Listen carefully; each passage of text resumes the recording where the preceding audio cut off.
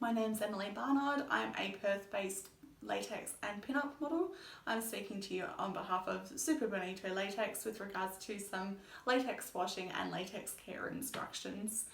What we are going to be talking to you about today is just to ensure the longevity of your latex, because it can last a very long time if you do look after it properly.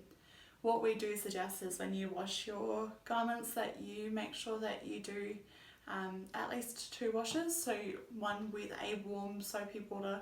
We personally use Dawn dishwashing liquid, but there is also latex wash items on the market which are a lower soap item, similar in nature to like a baby shampoo or baby wash, which can extend the life of the latex as well. And then the items need to be rinsed in a second sink full of just clean water. If you do want to, you can also then go on to putting the items into a third sink of warm water and then have the Vivishine suspended in the top, which will give your items a nice high shine and means that they take less shine when you go through to put them on later, and can also be easier to put on. However, if you are going to just talc your items, you don't need to do that third step. We do recommend that you allow your items to dry. So we generally hang ours on plastic coat hangers because metal can cause latex to degrade over time. And we'll generally flip the items the other way to make sure that they're fully dry inside and out. You can then go on to talc the items, fold them and then store them in bags, or alternatively, if you are going to shine them with something like Vivishine or a silicone oil based lubricant, you can then go through and hang them on plastic coat hangers and then put them into something like we've got here, which is an enclosed wardrobe, which keeps the sunlight and prevents UV damage.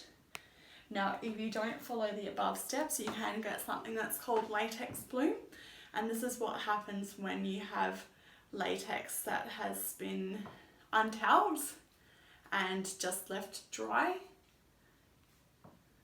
for an extended period of time.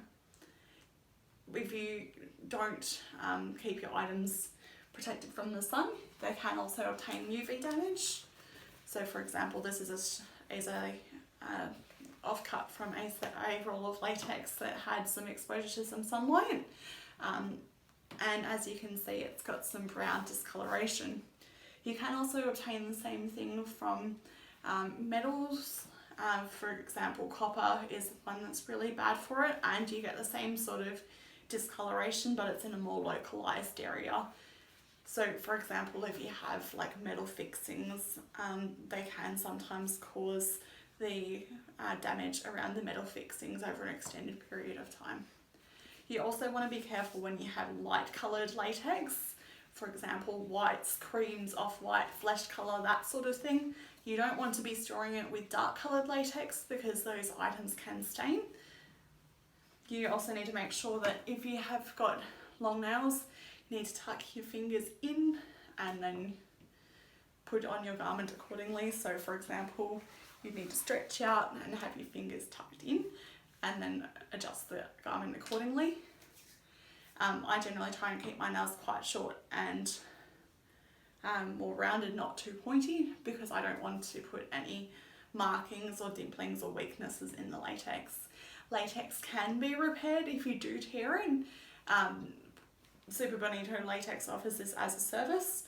So we will colour match to the best of our ability. So for example, if you have a black garment that has torn, we will go through and we'll make sure that the patch repair under it is a piece of black latex as well.